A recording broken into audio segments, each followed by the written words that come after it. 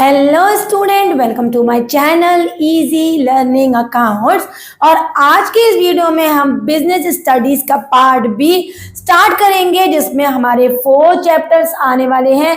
और जो चैप्टर आज हम डिस्कस करेंगे उसका नाम है फाइनेंशियल मैनेजमेंट। तो सबसे पहला पॉइंट कि फाइनेंशियल मैनेजमेंट क्या होता है, तो फाइनेंस को प्रॉपर तरीके से एलोकेट करना, एक्यूशन करना, एलोकेशन करना, फंड्स को, फाइनेंस को, पैसों को, इसे कहते हैं फाइनेंशियल मैनेजमेंट। तो financial management is concern with efficient या फिर effective allocation and acquisition of funds so that the funds are utilized properly and the goal can be achieved properly of the whole organization. It is known as financial management. जब भी आप financial management तैयार करो, साथ में priorities में इसके 4 objectives भी रेडी कर लेना। पहला ऑब्जेक्टिव है इसका प्रॉफिट मैक्सिमाइजेशन, जो कि सोल ऑब्जेक्टिव भी माना जाता है और इसको वेल्थ मैक्सिमाइजेशन भी कहते हैं। 3 और ऑब्जेक्टिव भी होते हैं बच्चों। पहला होता है provides the liquidity, financial management proper तरीके से करेंगे तो लिक्विडिटी प्रोवाइड होती है। दूसरा है हमारा ऑप्टिमम यूटिलाइजेशन ऑफ रिसोर्सेज, अगर हम प्रॉपर पैसों का यूज करेंगे, फंड्स का प्रॉपर यूटिलाइजेशन करेंगे तो रिसोर्सेज ऑप्टिममली यूटिलाइज हो जाते हैं। और एक और इसका ऑब्जेक्टिव है, वो है कि हम हमारे उधार जिससे हमने लिए हैं उनके कमिटमेंट्स को टाइमली पूरा कर सकते हैं, जिसको इंग्लिश में कहते हैं meeting of financial commitments of the creditors. तो these are the 4 objective of financial statement. साथ में 2 रोल भी तैयार कर लो। पहला रोल है size and composition of fixed assets and composition of current assets और all items in the P&L। तो प्रायोरिटी में मैं फिर कह रही हूँ, ऑब्जेक्टिव के साथ फाइनेंशियल मैनेजमेंट रेडी करो, लेकिन 2-3 रोल इसके दिमाग में रखो, क्योंकि जब हमारा टारगेट 80 में से 80 का होता है ना बच्चों, तो फिर छोटी सी चीज भी छोड़ने में ना एक डर बना रहता है, तो हम उसे छोड़ते नहीं है। उसके बाद जो इस चैप्टर में मोस्ट इंपॉर्टेंट टॉपिक है वो है फाइनेंशियल डिसीजंस। उसके लिए मैं 3 बातें बोलूंगी। पहली बात कि अगर आपने ये सोचना है कि आप कौन से जगह पर अपना बिजनेस करें, किस चीज में आप अपना पैसा लगाएं, किस प्रोजेक्ट के साथ डील करें, तो इस डिसीजन को कहते हैं इन्वेस्टमेंट डिसीजन। अब ये तो सोच लिया कि प्रोजेक्ट ए में आपको पैसा लगाना है और बी में आपको पैसा नहीं लगाना, लेकिन उसके लिए पैसों का अरेंजमेंट कैसे करें, अपना ही पैसा लगाएं या बोरो करें, तो इस डिसीजन को कहते हैं फाइनेंसिंग डिसीजन। और तीसरा होता है अब पैसा भी लगा दिया, बिजनेस भी चल गया, अब बिजनेस में कंपनी में प्रॉफिट आया तो उस प्रॉफिट में डिविडेंड को किस तरह से डिस्ट्रीब्यूट करें, इसको कहते हैं डिविडेंड डिसीजन। तो ये केस स्टडी समझने में बहुत ही आसानी होगी इस वाली बात से।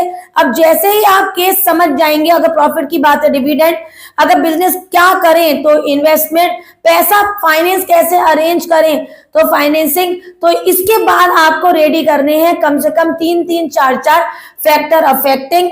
अगर इन्वेस्टमेंट डिसीजन की बात करूं तो पहला कैश फ्लो याद कर लेना। अगर इनफ्लो अच्छा होगा तो आप उस बिजनेस में पैसा इन्वेस्ट करने की सोचेंगे, और जिसमें आउटफ्लो ज्यादा होगा उसमें आप कभी भी इन्वेस्ट करने के लिए नहीं सोचेंगे।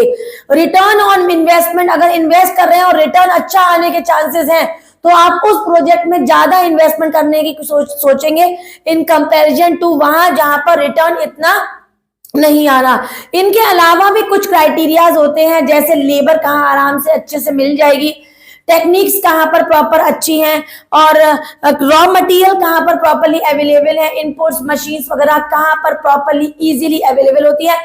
तो ये भी एक इन्वेस्टमेंट क्राइटेरिया है जो इफेक्ट करते हैं हमारे इन्वेस्टमेंट डिसीजंस को। अब चलते हैं फाइनेंसिंग डिसीजन में। तो फाइनेंशियल डिसीजन में भी पहला पॉइंट कैश फ्लो याद करो। अगर इनफ्लो अच्छा है तो आप बोरोड फंड लेने की कोशिश करोगे, अगर अच्छा नहीं है तो आप इनिशियल मनी के साथ ही काम करना चाहोगे। रिस्क, अगर आपके बिजनेस में बहुत ज्यादा रिस्क है तो आप बोरो कभी नहीं करना चाहोगे, इनिशियल मनी से ही काम चलाओगे। और तीसरा है बेटा फ्लोटेशन कॉस्ट। तो फ्लोटेशन कॉस्ट का मतलब है कि अगर आपके बिजनेस जो आप कर रहे हो, जो आपने डिसाइड किया, उसमें प्रिलिमिनरी एक्सपेंसेस और स्टार्टिंग एक्सपेंसेस बहुत ज्यादा हैं, प्रोस्पेक्टस में खर्चा, फीस, अंडरराइटर्स में खर्चा, इन सब चीजों के कमीशन वगैरह बहुत हाई फाई हैं, तो फ्लोटेशन कॉस्ट में हाई होने की वजह से आप बोरोड को प्रेफर करोगे, नहीं तो आप ओनर्स के साथ, ओनर फंड के साथ ही वर्क करोगे। इनके अलावा में कॉस्ट की अगर बात करें कि अगर बिजनेस में बहुत ज्यादा कॉस्ट लगने वाली है, बहुत ज्यादा खर्चा होने वाला है, तो आप उसमें ज्यादा बोरोड फंड को प्रेफर करोगे। और अगर ऐसा नहीं है तो आप इनिशियल मनी से भी, आपके खुद के ओनर्स फंड से भी आप वर्क कर सकते हो। डिविडेंड डिसीजन में भी 4 पॉइंट तैयार कर लीजिए। पहला, कैश फ्लो। अगर इनफ्लो अच्छा है, डिविडेंड प्रॉपर बटेगा, अच्छा बटेगा। नहीं है अच्छा इनफ्लो, तो आप मीडियम या कम या फिर नहीं भी बांटेंगे डिविडेंड। दूसरा, अगर टैक्स रेट, अगर सरकार ने टैक्स रेट बहुत हाई कर रखा है, तो आप क्या करेंगे, डिविडेंड इधर डिस्ट्रीब्यूट नहीं करेंगे या कम करेंगे, और टैक्स रेट कम है तो आप प्रॉपर डिविडेंड डिस्ट्रीब्यूट करेंगे। ग्रोथ प्रॉस्पेक्ट का, फ्यूचर में आपको ग्रो करना है तो आप प्रॉपर डिविडेंड डिस्ट्रीब्यूट करेंगे, नहीं है तो आप नहीं करेंगे। तो इस तरह से कोई भी अपने अर्निंग है, स्टेबिलिटी ऑफ अर्निंग है, तो कोई भी 4 पॉइंट आप डिविडेंड डिसीजंस के रेडी करें। नेक्स्ट टॉपिक है हमारा फाइनेंशियल प्लानिंग। क्या होता है बच्चों? तो फाइनेंशियल प्लानिंग बिल्कुल प्लानिंग की डेफिनेशन की तरह होता है। Thinking in advance what where to spend, how to spend and for whom to spend and at what to spend, it is known as financial planning। इसके 2 ऑब्जेक्टिव्स रेडी करके चलिए। For exam, to ensure the availability of resources whenever it is required, जब जब आपको जरूरत हो fund की तब वहां पर अवेलेबल हो। और दूसरा, अननेसेसरी रिसोर्स कहीं पर भी अननेसेसरीली यूज ना हो जाए। डू नॉट रेज, हम लोग रेज ना करें कहीं पर भी फंड्स जहां पर उसकी जरूरत ना हो। तो ये 2 ऑब्जेक्टिव होते हैं फाइनेंशियल प्लानिंग के। बहुत अच्छे से 2 ऑब्जेक्टिव्स रेडी करके जाइए। नेक्स्ट टॉपिक है इसमें कैपिटल स्ट्रक्चर। क्या होता है? तो इसका फॉर्मूला होता है कैपिटल स्ट्रक्चर का, डेब्ट अपॉन इक्विटी। इसका मतलब सीधे सीधे समझो कि अगर आपने किसी बिजनेस में 5 लाख रुपए लगाए हैं, 3 लाख का आपने कर्जा लिया, तो 2 लाख आपके अपने लगे ना, तो इसे कहते हैं कैपिटल स्ट्रक्चर। लेकिन इसी के कंपैरिजन में अगर कोई आपसे पूछे कि भाई ट्रेडिंग ऑन इक्विटी क्या होता है या फिर फाइनेंशियल लिवरेज क्या होता है बच्चों, तो ये इसका फॉर्मूला भी डेब्ट अपॉन इक्विटी होता है। लेकिन यहाँ पर डेब्ट का मतलब होता है कर्जा और इक्विटी माने होता है ओवरऑल कैपिटल। तो जैसे ओवरऑल कैपिटल यहाँ 5 लाख था, तो फाइनेंशियल लिवरेज का फॉर्मूला हो जाएगा 3 lakh divide by 5 lakh, that means डेब्ट अपॉन ओवरऑल कैपिटल। तो this is the difference between the capital structure and trading on equity, या फिर इसको हम फाइनेंशियल लिवरेज भी कहते हैं। अब फैक्टर अफेक्टिंग कैपिटल स्ट्रक्चर क्या होता है बच्चों? तो 4 फैक्टर अफेक्टिंग कैपिटल स्ट्रक्चर तैयार करो। पहला, कैश फ्लो, ये सभी में कॉमन है, ये कर लो तैयार। कैश फ्लो, अगर आपके बिजनेस का कैश इनफ्लो बहुत अच्छा है तो आप बोरोइंग्स पे प्रेफर करोगे, डेब्ट प्रेफर करोगे। अगर नहीं है तो उल्टा कर दोगे, आप ओनर्स कैपिटल या इक्विटी के साथ ही वर्क करना चाहोगे। दूसरा आप तैयार करो इसमें रिटर्न ऑन इन्वेस्टमेंट। अगर आपको रिटर्न अच्छी मिल रही है बिजनेस में तो आप क्या करेंगे, आप ओनर्स फंड, बोरोड फंड पे जाएंगे। और अगर रिटर्न अच्छी नहीं है बच्चों तो आप इनिशियल ओनर्स इक्विटी के साथ ही वर्क करना चाहेंगे। तीसरा आप तैयार करो जिसे हम कहते हैं टैक्स रेट।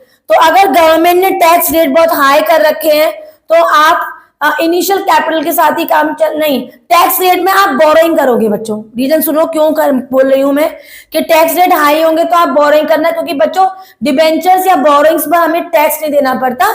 तो when the tax rate will be high, you will go prefer the borrowed fund. If it is not, then initial money को भी आप यूज कर सकते हो। इसके अलावा में कॉस्ट ऑफ डेब्ट, cost of equity, flotation cost, कोई भी 4 रिस्क याद कर लो। अगर रिस्क बहुत हाई है तो आप डेब्ट को प्रेफर मत करिए, और अगर रिस्क कम है तो आप डेब्ट प्रेफर करिए। तो 4 करने हैं, कोई भी 4 आपको फैक्टर अफेक्टिंग कैपिटल स्ट्रक्चर करना है। देन उसके बाद बच्चों कैपिटल स्ट्रक्चर 2 तरीके के होते हैं, fixed capital and working capital. Fixed capital जो हमारी फिक्स्ड एसेट्स होती हैं उनको इंक्लूड करता है, जैसे मशीनरी है, प्लांट है, फर्नीचर एक्सेट्रा। और वर्किंग कैपिटल तो आप अच्छे से जानते ही हो कि excess of current assets over current liabilities, ये आपने अकाउंट में भी पढ़ा है।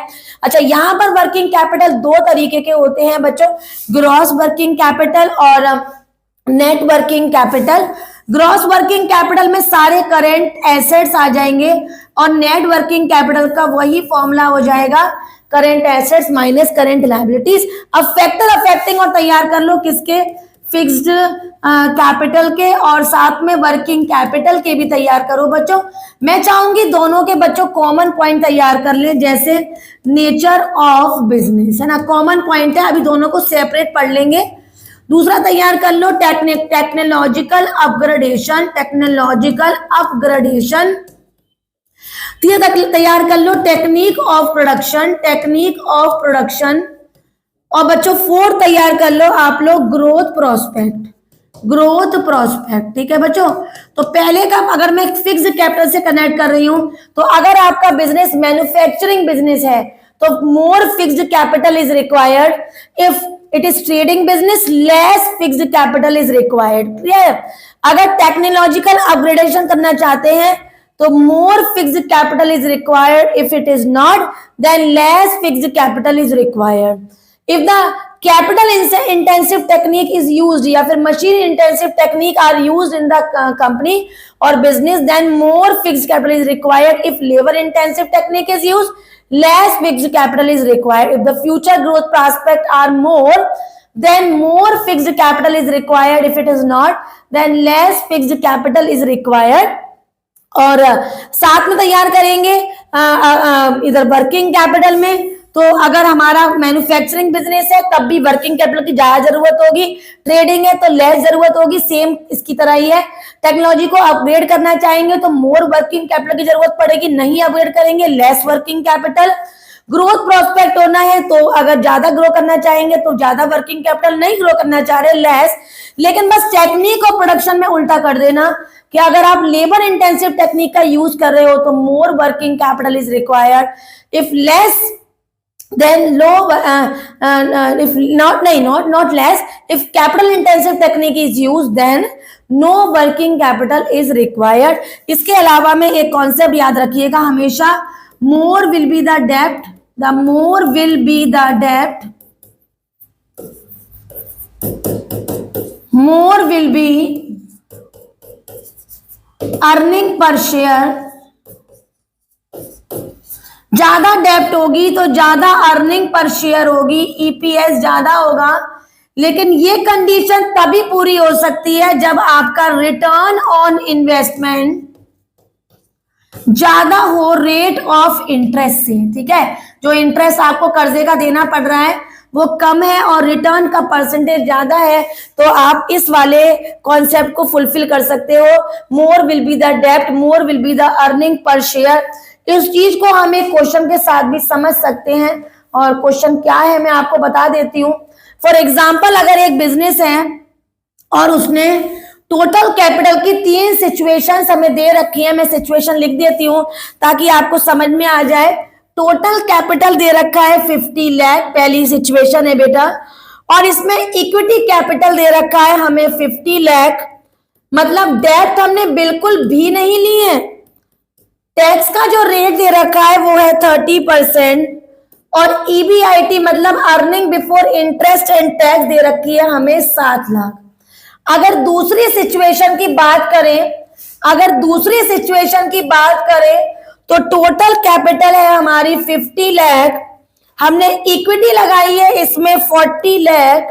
इसका मतलब हमारा डेब्ट कितना हो गया बच्चों, 10 लाख, और टैक्स का रेट है हमारा 30% same to same. Interest rate है हमारा 10% क्योंकि यहां हमने कर्जा लिया है, और ईबीआईटी बिल्कुल ऊपर वाले कॉन्सेप्ट की जगह सेम है। और तीसरी कंडीशन है बच्चों, जब हमारा टोटल कैपिटल लगाया 50 लाख, हमने यहाँ पर डेब्ट ले लिया, मतलब इक्विटी है हमारा 30 लाख, इक्विटी है हमारा 30 लाख, और हमने डेब्ट लिया होगा फिर जाहिर सी बात है 20 लाख, और टैक्स रेट हमारे पास वही दे रखा है 30%। इंटरेस्ट रेट दे रखा है 10% और EBIT है हमारी वही की वही 7 लाख। तो इस 3 कंडीशन को आगे बढ़ाएंगे कैसे? आप वही बात याद रखेंगे जो मैंने आपको बताई कि अगर ROI ज्यादा है और रेट ऑफ इंटरेस्ट कम है तो वो वाली जो सिचुएशन मैंने बताई थी वो सक्सेस होगी। लेकिन उसके लिए आप रिटर्न ऑन इन्वेस्टमेंट निकाल लो। तो रिटर्न ऑन इन्वेस्टमेंट का फॉर्मूला होता है EBIT, earning before interest and tax, divided by total investment into 100। तो इस क्वेश्चन में EBIT दे रखी है हमें 7 लाख, टोटल इन्वेस्टमेंट है बच्चों हमारे पास 50 लाख, और इसको डिवाइड कर देंगे, आंसर निकालेंगे 0 0 0 1 2 3 4 and answer will be 14 lakh, 40%। Sorry, अब 14% हमारी ROI आ गई और रेट ऑफ इंटरेस्ट दे रखा है हमें कितना, 10%। तो मतलब ROI ज्यादा है और रेट ऑफ इंटरेस्ट कम है। तो यहां पर ये सिचुएशन हमारी सक्सेसफुली कंप्लीट हो जाएगी। क्या कि मोर will be the interest debt, the more will be the debt, the more will be the earning per share।